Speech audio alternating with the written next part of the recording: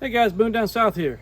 Today I want to talk about something, and basically I'm going to make a strong statement right here, is that if you don't do what I recommend here, I think you're either foolish or selfish.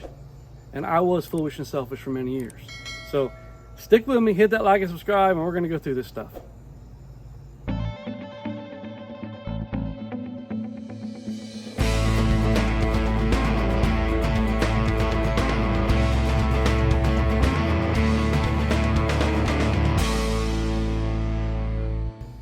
Hey guys, before we get started, I want to talk to you about something new that's going on with my channel here. I am now a brand ambassador for Whitetail Headquarters. It's a new e-commerce company that's set up here in the US. They're veteran-owned business and operated as a veteran-owned company.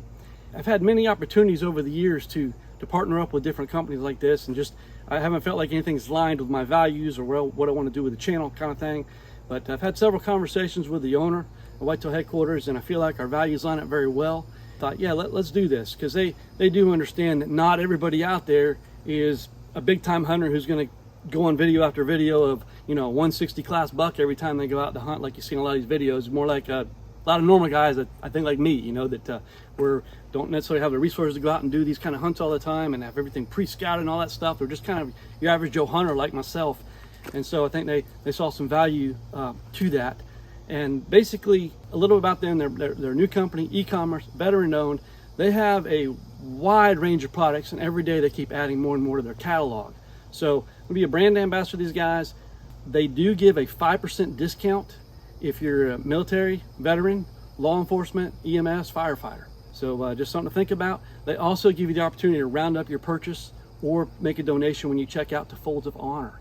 If you're not familiar with that organization, it's an organization that basically provides scholarships to families of fallen military and just helps those families in that need.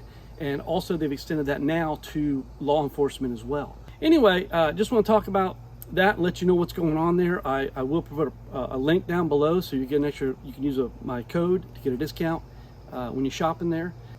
Enough about that. What I want to talk about today is something that when I was young and started hunting, I was really foolish, and then over time it was just selfishness. You know, now that I'm older, been doing this a long time, you know, it's something that's really important to me now. And so that's what I want to talk about. It's just about tree stand safety, okay? All right, so guys, listen. When I first started hunting, right, when I was a kid, my dad would take us out. You know, let me back up. Tree stands really didn't get popular until around the 80s. And when I was a kid, you know, the norm was either you hunted from the ground, or maybe you built like an 8-foot wooden ladder stand that you set up to go hunting in. And that's kind of how I started, sitting on a stool on the ground, sitting on a log, something like that. And you don't have to worry about falling in those kind of situations, right? Then we started hunting out of tree stands. Then we got hang-on stands and climbers and all that good stuff. And so there used to be a company called Lock On, and I don't know, LOC-ON, if you remember that from way back when, but they made these little bitty hang-on stands with a chain that went around. They were tiny stands, y'all. They were light. I could put them in a suitcase, right? With all my other clothes, put them in a suitcase and take a trip somewhere. And I used these tree steps that were like rope tree steps, right? And so I would go somewhere hunting, mostly it was public land back in those days. And it was in Florida, in Pennsylvania, it was in West Virginia when I took some trips, some archery trips like that. Yeah, man, I would load up 10 of these hooks. I'd grab that stand hanging on my back, and I'd start up the tree, and I'd put one hook on, hook it on, I'd climb up and hang the next step, one step at a time, and I had no safety harness, no lifeline, nothing, not a lineman's belt, which I should have had on at the time, nothing. And I'd go 20 feet up, and I'd hang that stand on as awkward as it would be, hanging on with my knees, one arm around it, trying to strap the thing on. And there's always a little bit of fear in your mind, right? But I was just totally foolish, right? But then people started getting a little smarter, and they said, hey, you know, you got to wear a safety harness. And that's all well and good. And I encourage you, everybody needs to have a safety harness when they're hunting in an elevated stand, no matter what kind of stand it is, whether it's a hang-on, whether it's a ladder stand, whether it's one of these big 2-man ladder stands with the bars all the way around you. You need to have that safety harness, guys. It's really important. And, you know, when you start looking at things like the statistics, and I've looked at a number of statistics on this, and the reality is hunting is one of the safest sports we have, okay? That's the truth of the matter. And so although hunting is one of the safest sports out there, the number one area where people get hurt or killed is not from gunshots. It's from falls from a tree stand. and we're all like, hey, I got my safety harness, I'm good, I'm good.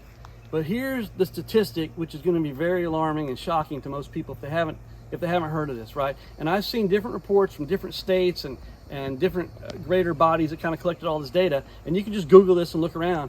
But anywhere from 76 to 86% of all tree stand accidents happen during the climb up or the climb down. Think about that for a minute. Because the old method we all used was, hey, once we got away from actually doing something like getting a safety harness, we put that on, we'd still climb all the way to the tree, and then we'd hook up to our loop around the tree, and then we're good. And then we're ready to come down, we unhook, and then we come down. But the reality is that 76 to 86% of the accidents happen on the way up and on the way down. That's why you have to have a lifeline. I really encourage a lifeline, guys. I can't strongly recommend it. This is not good enough on its own. You need this because this is what protects you going up and coming down. Every year you're going to see somebody that gets injured, killed, paralyzed from a fall, right? And you may say, hey, I've got the skill to do this, I can do this, whatever, but anything can happen, guys. I mean, something can slip, something can fail. Years ago, I bought a brand new API climbing tree stand. And it basically, when you face the tree, there was a strap that hooked on right about here where you'd sit on instead of a bar like this. First time I was in the woods, it was dark out, I was setting it up, I was ready to go up and climb, and I took 3 steps up and the strap broke on me. Now I was holding on tight because I kind of go slow when I do this, and I was able to catch myself, right? But yeah, if that happened 20 feet up in the air and I couldn't catch myself, yeah, that could have been a real problem, guys. But things can fail. Things are manufactured by human people, human hands and machines and whatnot, and things can fail. So guys, you know, the reason people don't use this and that is a couple reasons, right? One, they say, well, I don't want to spend the money. And that's kind of where I get into, hey, foolishness and selfishness, guys. Because the reality is when you look at the stats and you see the number of falls that happen from a tree stand every year, the reality is the injuries that are sustained, they usually are pretty bad. The injuries are usually pretty bad. Paralysis, spinal cord injuries, broken limbs, broken neck, broken collarbone, and even death. And so I'm just telling you guys, don't be selfish in that sense, okay? You got people that love you, you got your families, you got kids, you got your wife maybe, your parents, friends, whatever. Man, it doesn't take a whole lot of money to get yourself a vest and a lifeline to use when you're out there hunting. It doesn't take a lot more time to do this. Maybe it's a little slower going up the first time when you're first climbing a tree stand and you're setting your lifeline, you're moving it up as you climb, okay, the first time. And I get it, okay? But here's the reality, guys. 76 to 86% of accidents happen on the way up and on the way down. So you don't need to rush that part, right? You want to take your time. So it's not going to kill you. And because of the accidents that happen, if you think about it, you know, if you have a tree stand accident, and you say, it can't happen to me, but it can, right? And if you fall and you're paralyzed, man, who's going to take care of you the rest of your life? It's not just going to impact you, it's going to impact all those around you. The things that they'll have to do to accommodate your condition. And not that they won't if they love you and all that, but still, who wants to go through that, right? So do yourself a favor, do your family a favor, guys.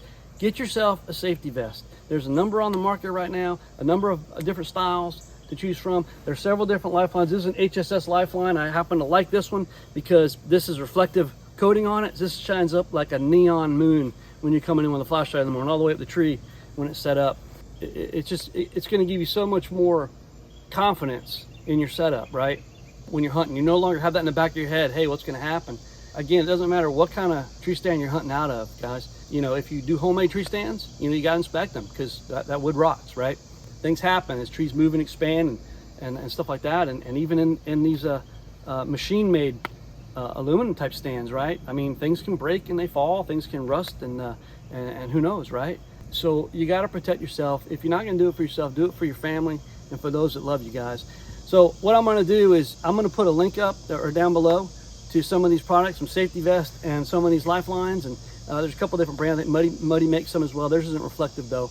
I've had better luck as far as the cinching with this, with the prusset knot on the HSS lifelines. Than say the Muddies, for instance. But I'll put links to them at Whitetail headquarters, and you can use the coupon code below and get a little discount for it. So just want to throw that out for you guys, and just make it an important part of your hunting regimen, guys. You always grab your safety vest. You always use your lifeline when you hunt from an elevated stand, guys. it is just absolutely worth it. I know people personally that have failed, have been injured, and it impacts their life. And it's not just, hey, it's not usually just I fell down and I sprained my wrist. It's usually a lot worse than that, guys. So just think about what I have to say, and you guys stay safe out there, and I wish you the best this coming hunting season.